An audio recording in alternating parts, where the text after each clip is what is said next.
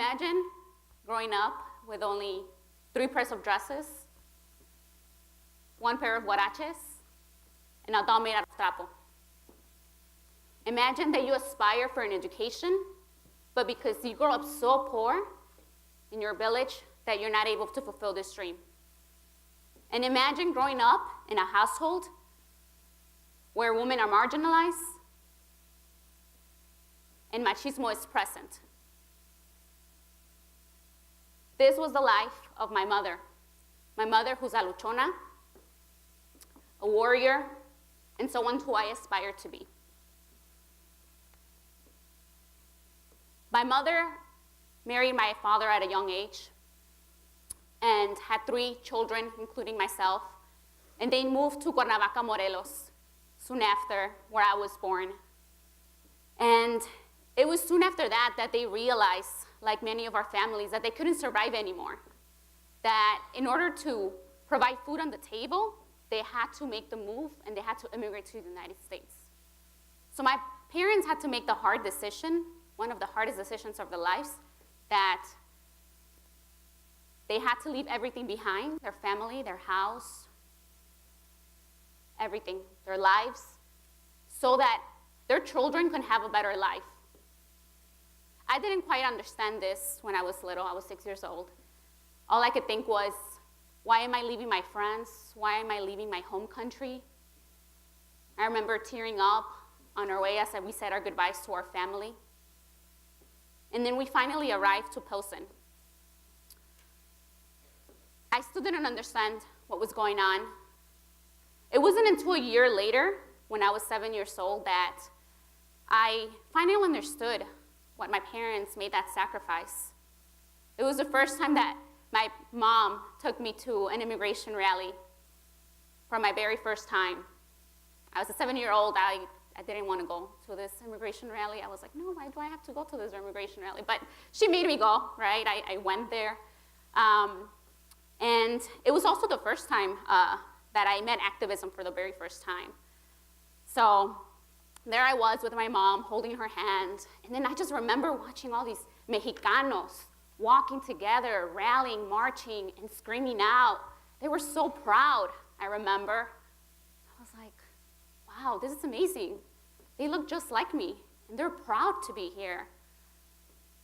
And so that's when I realized that they were fighting to stay here. They were fighting for our immigrant community. They were fighting for our rights. And so that experience made me realize that my parents, like many of our parents, made that sacrifice so that we, our children, can have a better future. And even then, we continue to be discriminalized, and we continue to face racism. Even to this day, they call us criminals, they call us rapists. But even then, our community, they stay strong. As they like to say, as our Mexicanos like to say, el pueblo unido jamás será vencido. And so even then, this country continues to reap the benefits of our Mexican cultura, a cultura that I'm very proud of. And one of this cultura, parts of the cultura that I am very proud of, is the elote. I'm sure everyone has had a chance to try an elote. I hope you have. If you haven't, you're missing out, so just putting it out there. The elote has attributed to a lot of my success. And it sounds weird, I know. But let me tell you why. It's attributed to my success because a year later, when I was 8 years old, our family went through a very tragic accident. My father underwent through an accident that enabled him to work for some time when he was at a factory working, cleaning the cookie rollers. And a man came in, not knowing he was present there, and he turned on the machine. And so when he turned on the machine, it ripped my dad's tendons and ligaments, and so he had to undergo through several surgeries. And it was then that our family went through an economic crisis at the time. But as my mother, the luchona, the guerrera that she is, she's like, we're gonna find a way. We're gonna find a way to make sure that we're surviving. And so that's when she made the decision that selling corn on the streets will help our family survive. So I was 8 years old, right? And so my mom, I still remember that day vividly when, for the very first time, we went out there pushing that carrito de elotes, right? Screaming out elotes, chicharrones, fruta. And this was all while I was still in school, making sure that I was keeping up with my grades. But we were out there. We were there in the hot Chicago summer, when we know how it gets in the hot Chicago summer, and the cold Chicago winter. We were there, you name it. And so even then, my mom always told me, your education always comes first. She always prioritized it. And I knew that it was also my ticket to help out my parents out. So I continued my work in high school. I kept up with my grades. I was involved. I was in the sports. I was the vice president of our class. And so all because I knew that education was my ticket, right? I was passionate about education. And so my senior year comes in high school. Everything's great. I've been accepted to all those schools, but then something hits me. And then I realize I'm undocumented. My undocumented status meant that I wasn't going to be able to take opportunities. I was going to going to face many more challenges. It was as if someone told me, you know what, because you're undocumented, the American dream does not apply to you. It was as if someone told me, you know what, because you're undocumented, you can't do this. And so the ganas that I learned from my mom, I was like, you know what? No, you're not going to tell me what I can do and what I cannot do. So I got off my ganas and I said, no, I'm going to make it and I'm going to do it. And I'm going to show everyone that it is possible. So then my senior year comes, I graduate from high school. And then I learn some statistics from my high school. I saw that only half of my class had graduated. And only a third of that class was going to college. And so at that point, I was like, that can't be.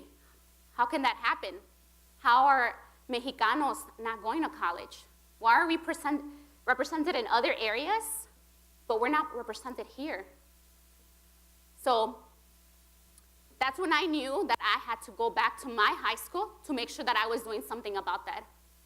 So my first year in college, I went back to my high school, Benito Juarez, to make sure that I was mentoring other students with my friends. We went back to our alma mater, and we made sure that we were mentoring and motivating students to go to college.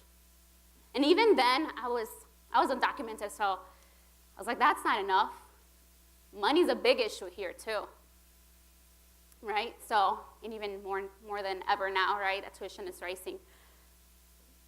That's when a group of friends and myself, we all got together and we said, you know what, we need to organize something. We need to organize a fundraiser to make sure that more Latinos are going to college. So then we put together the very first Dream Gala to provide scholarships for undocumented students. And we continued this work, and eventually we became a nonprofit called the Anhelo Project now. And so I continued this work. I continued within my academics, and I made sure that I was still going back to my high school to mentor students. And then finally, 5 years later, I graduated from the Illinois Institute of Technology. And it was a day that I will forever remember, because it was a day that I crossed that stage about to receive my diploma, right? So I get a little teary when I talk about this. But it was a day that as I was about to receive that diploma, I looked into my mother's eyes, who was sitting in the audience and who's sitting in the audience right now.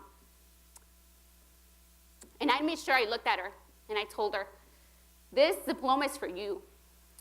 Your sacrifices were not in vain.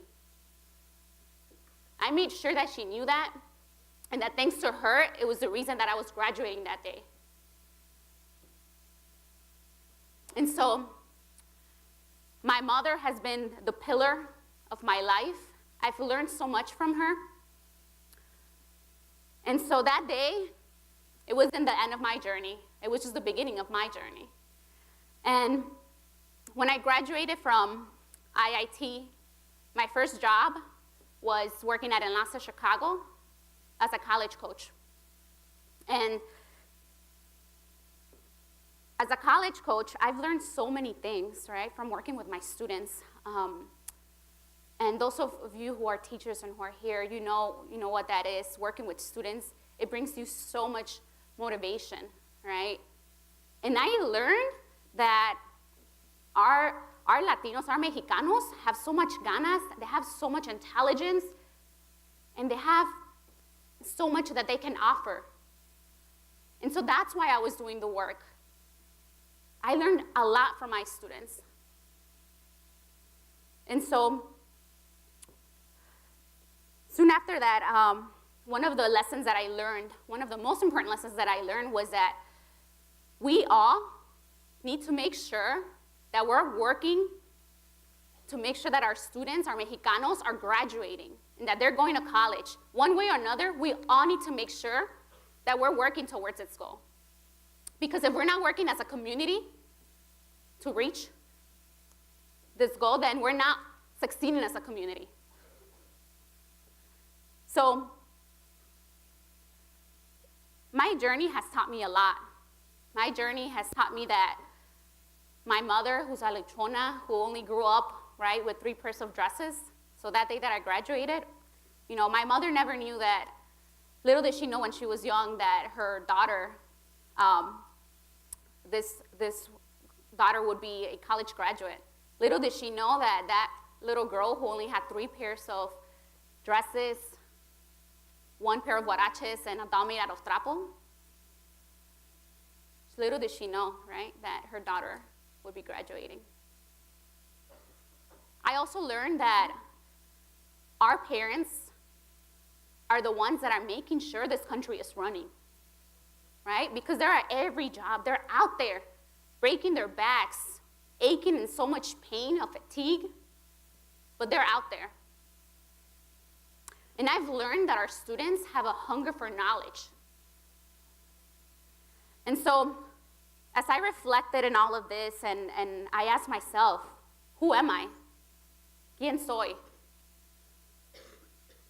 I learned that I was a proud Mexicana. I learned that I was undocumented. I learned that I was a Latinx.